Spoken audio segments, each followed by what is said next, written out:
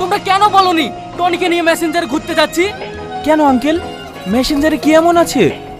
ওই মেসেঞ্জার থেকেই তো আমার ছেলের অবস্থা এরকম। আজ থেকে 15 বছর আগে। এই বাবু, ব্যাট নিয়ে কোথায় যাচ্ছ? আমি বাইরে খেলতে যাচ্ছি। না না, তোমার আব্বু বাড়ির বাইরে যেতে নিষেধ করেছে। তুমি বাড়িতেই খেলা খেলো। বাবু, আজকের মতো একা একা খেলো, কালকে আমি তোমার জন্য খেলার সঙ্গী এনে দিব।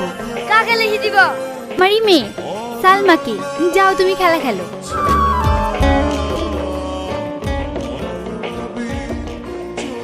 জানো সালমা, তুমি ছাড়া আমার কেউ খেলার সাথী নাই। তুমি কখনো ছেড়ে যাবে না তো? আরে না না, আমি তোমাকে কোনোদিনই ছেড়ে যাব না। হাসিনা, এখন তো আমরা এক সপ্তাহ ছুটিতে আছি আর আমরা বাবুকে টাইমও দিতে পারি না। চলো বাবুকে নিয়ে কোথাও ঘুরতে যাই। ঠিক আছে চলো।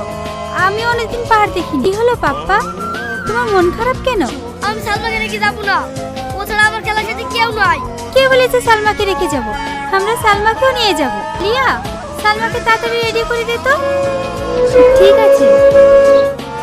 ওই পাহাড়ে যাওয়ার পর ওরা দুজন পাহাড়ের উপর খেলছিল, তো সালমা খেলতে খেলতে পাহাড় থেকে নিচে পড়ে মারা যায়।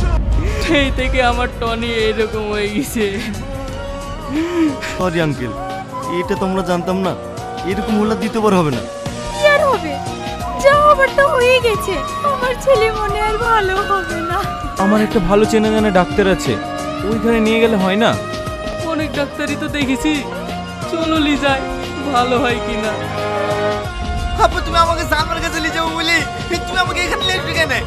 আমি এখানে থাকবো না, আমি সালমার কাছে যাবো। সূর্য,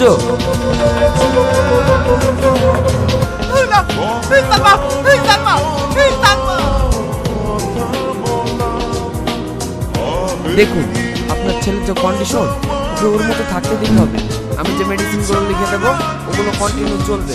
ওখানে যেতে চাইবে সেখানে নিয়ে যেতে হবে। ওকে কোনো মেন্টালি প্রেশার দেওয়া যাবে না।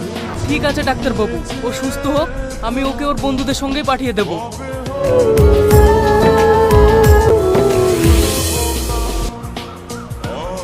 এইভাবে টনি পাগলামো কতদিন চলবে বলদিনি? তবে চলতে চলুক না, ডাক্তার বলেছে সব ঠিক হয়ে যাবে। টনি, তোমার বন্ধুরা ডাকছে। বল, অনেক বেলা হয়ে গেল, চল।